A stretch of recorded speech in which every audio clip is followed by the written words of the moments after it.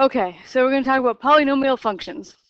So a constant function like y equals a number, y equals 5, or a linear function, y equals mx plus b, or a quadratic, which we studied last class, which is y equals ax squared plus bx plus c, or a cubic. These are all part of a larger family of functions called polynomial functions. So a polynomial function of degree n looks like this.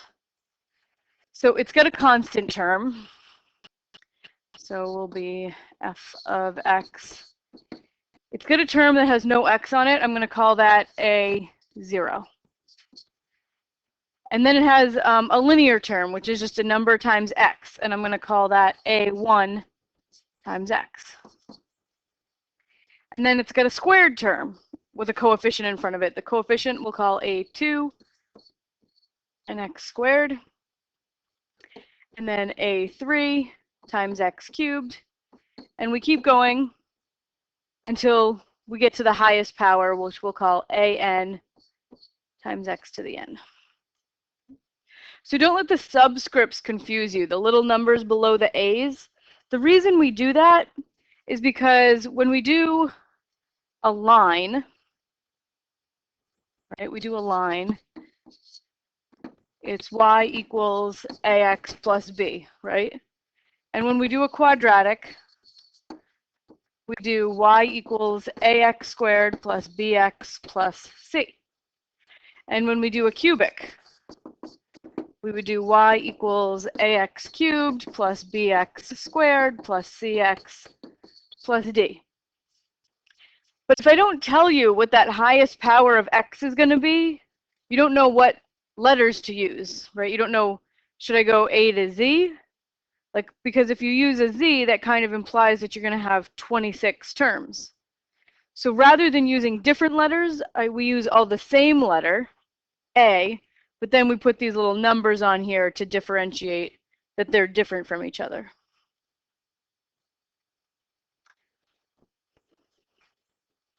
So n is just a non-negative integer, meaning it's positive or 0. And a sub n is not 0. That guy can't be 0. And we call this a polynomial function of degree n. So n is the highest exponent. The highest power seen is called the degree.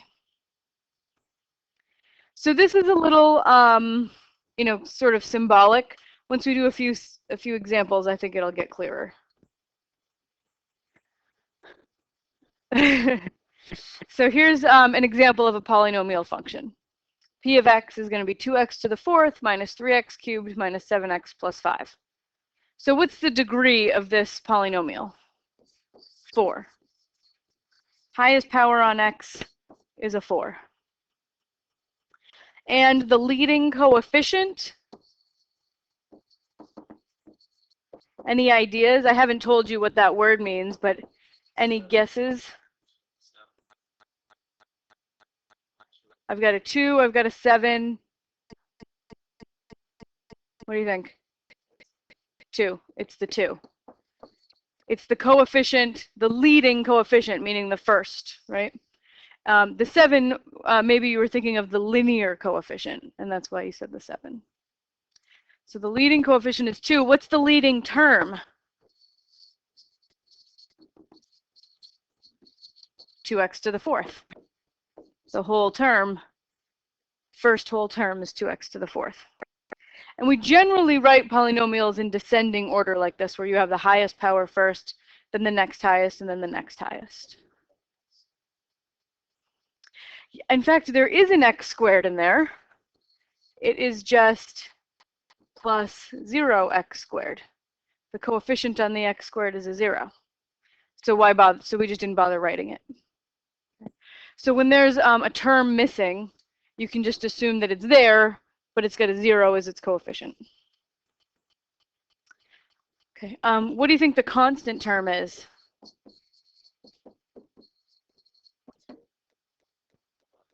Five. That's the term that has no x on it, right? It never changes because it's not attached to a variable x. So the constant term is 5, and the coefficients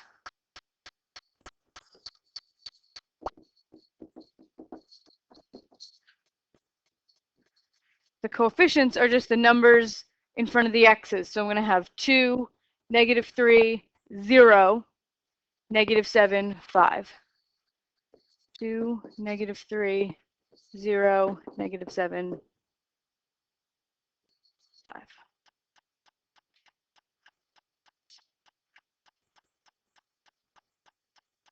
Why do you think I called the 5 a coefficient when there's no x after it? Yeah, Ryan? Yes, because technically I can write this as 5x to the 0, because anything to the 0 is 1. So this just says 5 times 1. So it is a coefficient of an x. It's just that the power on the x is a 0. So that's just some of the vocab. So all polynomial functions have graphs that are smooth and continuous. So smooth means that it doesn't have any sharp corners, and continuous means that you can draw it without picking up your pencil. Has no holes or breaks in it. So these are 3 examples of polynomials. This one is what degree? This first one. Yeah. And this one has degree 3, and this one has degree 5. Okay, so they all are these like smooth, continuous curves. So we want to be able to look at the equation of a polynomial and predict some of the things about its graph. So we're going to see what can we learn about a polynomial's graph from its equation. So here are these 3 examples again, and you already told me the degrees were 4, 3, and 5. So an extrema is just a new word that I haven't used before for a local max or a local min. It's an extrema. Either one is called an extrema. So how many extrema are there in this first picture? 3. Yep, 1, 2, 3. And how many extrema are in the second picture? 2. And in the last picture? 4. Anybody see a pattern between the number of extrema and the degree? 1 less. Good. 1 less. So that is one of our conclusions. In general, a polynomial function of degree n will have at most n minus 1 turning points. It's possible to have fewer than that. Okay, so for example, y equals x cubed. According to the pattern we just saw, we might expect it to have 2 extrema, but y equals x cubed looks like this, and it actually has no extrema. Okay. So it's possible to have fewer than n minus 1, but you can't have more than that. Now let's go back to these pictures and look at the x-intercepts. In my 4th degree polynomial, how many x-intercepts have I got? 4. In my 3rd degree, how many x-intercepts? And in my 5th degree, how many x-intercepts? 5. So our conjecture might be that there are as many x-intercepts as the degree. But in fact, again, we have to use the word at most. In general, if you have a polynomial function with degree n, it will have at most n x-intercepts. And we can use that same example of y equals x cubed to show that you can have fewer. So you might guess that this thing would have 3 x-intercepts based on the pattern we just saw. But in fact, it only crosses the x-axis once. So it can have up to n x-intercepts and up to n minus 1 extrema.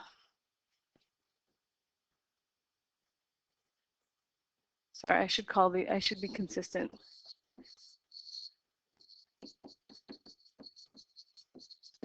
Turning points and extrema are just synonyms for the same thing.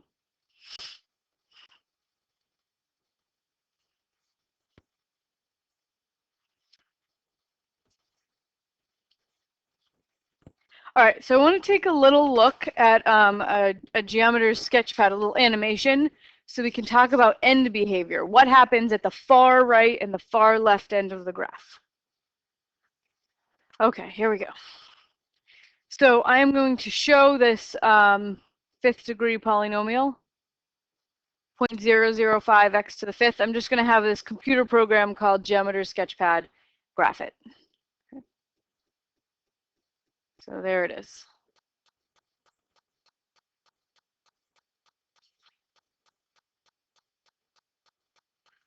So it's got 1, 2, 3, 4 extrema, right? And 1, 2, 3, 4, 5 x intercepts, just like we'd expect. But what I really want to do is I want to see what happens when I zoom out, when I go really far to the left and really far to the right. What happens to the ends of my graph? So I can see sort of what happens in the middle nicely in this window. But if I zoom out,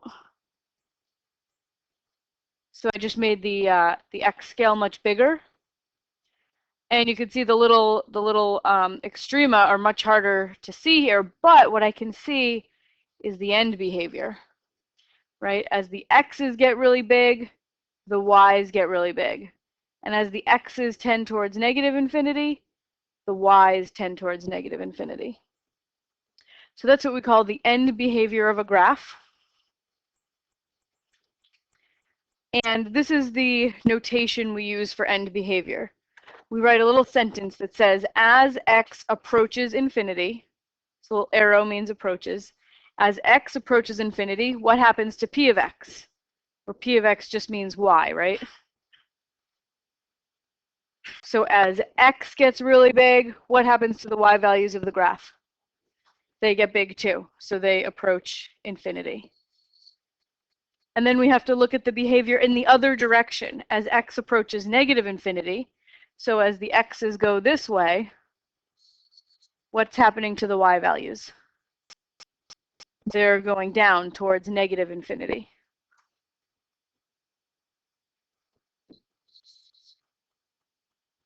So this is called end behavior, and we write it using this notation. As x approaches infinity and as x approaches negative infinity, what do the y values do? So I'd like to compare the graph that I was just looking at to the graph of 0.005 x to the fifth. Okay, so I'm going to look at just the leading term and compare it to the whole polynomial.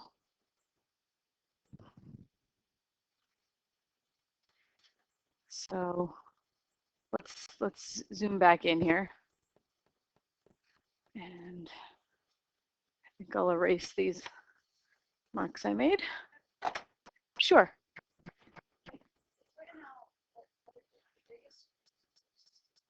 Yes.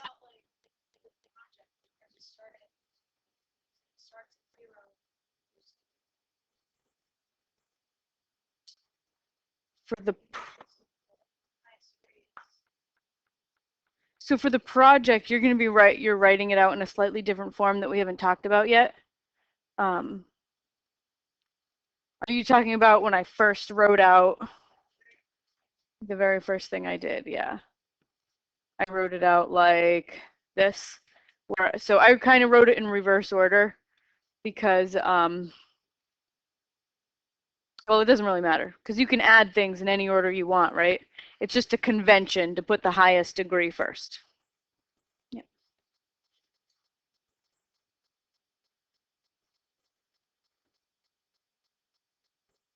All right, so let's look at also the graph of just the leading term. So in green, I have just y equals 0.005 x to the fifth. Okay. It looks pretty different from p, right? It looks pretty different right now. But if I zoom out, they look pretty close. They have, at least they have the very same end behavior. As x goes to infinity, both functions go to infinity. And as x goes to negative infinity, both functions go to negative infinity. They look really similar when I zoom out. And if I zoomed out even more, they would look even more similar.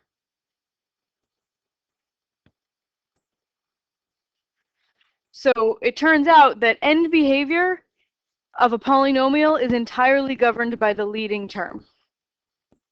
So the graph of a polynomial function may have several up and down fluctuations, several local extrema, but the graph of every polynomial will eventually increase or decrease without bound. It'll go to infinity or to negative infinity. And the leading term, this an x to the n, the term with the highest degree on it, is the dominant term of the function. Because as x becomes large, when you raise it to a big exponent, that term is going to get the biggest the fastest. So as x becomes large, that term gets much larger than the other terms. And so that helps us look at the end behavior. All we have to look at is the end behavior of the leading term, and then we know the end behavior of the entire polynomial. So this is how it works. If the polynomial has odd degree, you're going to get a function that looks something like x cubed, right? And if the leading coefficient is positive, you get end behavior like this, positive to the right and negative to the left. And if the leading coefficient is negative, you get the reverse. Okay, so as x goes to infinity, the function goes to negative infinity. And as x goes to negative infinity, the function goes to positive infinity. So I have these dashed lines to represent that we don't really know what happens in the middle, but we know what happens at the ends, just based on the leading term. Okay, so this is what happens if you have an odd degree polynomial. If you have an even degree, you're going to get a graph that has end behavior like x squared. You know, it's either going to be like this or like this, up or down. And when the leading coefficient is positive, it opens up. And when the leading coefficient is negative, it opens down. Okay, and again, I have this dashed lines to indicate that we don't really know what happens in the middle, but we can determine the end behavior based on the leading term.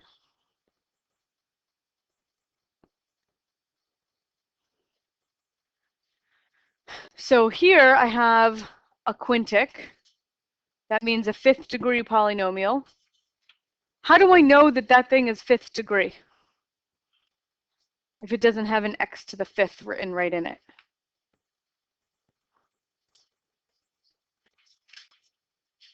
Yeah, Ryan?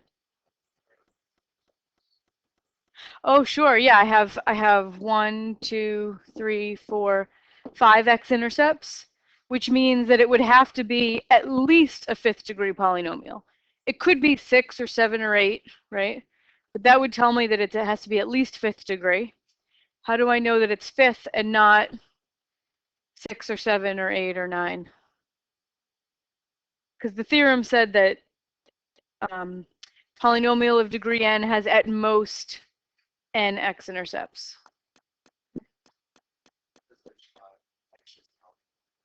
Yeah, so when I multiply these 5 things together, I don't want to do it all out because that would take me forever, right? I have to write down like a million terms.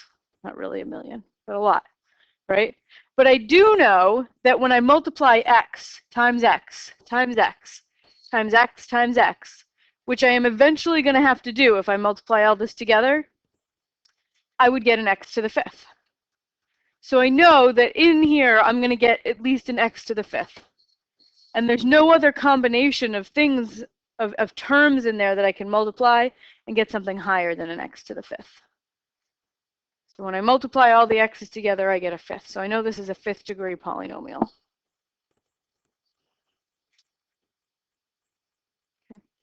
And when you write it in factored form like that, so instead of having it all multiplied out, it makes it harder to figure out what the degree is a little bit, right? Makes it a little bit harder. But it gives you the x intercepts really easily, right? Because in general, to find x intercepts, you make y 0. So if I were to say 0 equals x minus 5 x minus 10, x minus 2, x plus 3, and x plus 7. Well, now I'm multiplying a bunch of things together, and the answer is 0, which means that at least one of these factors has to be 0.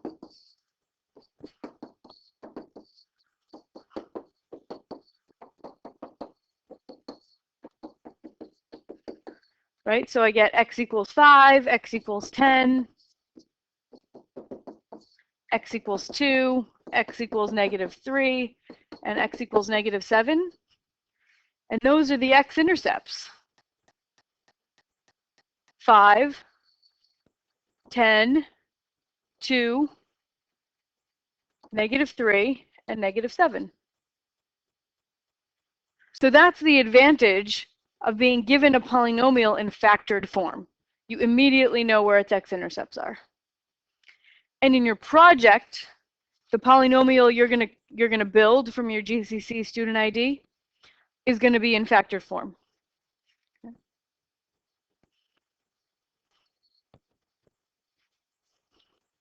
So in factored form, we can see the zeros. 0 is just another synonym for x-intercept. A 0 of a function is a value of x such that the function equals 0. P of x equals 0.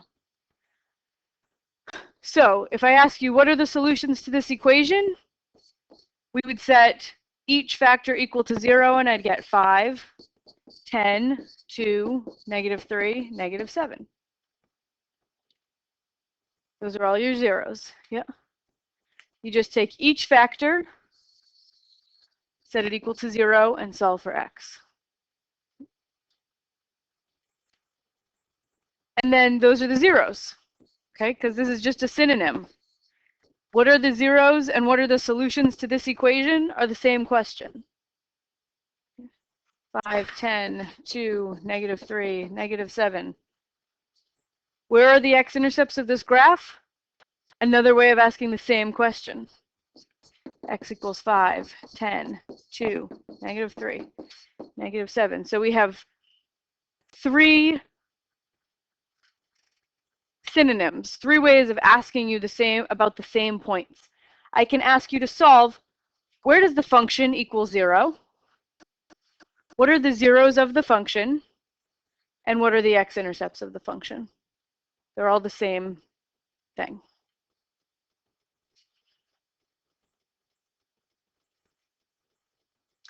How many local extrema does this polynomial have? 4.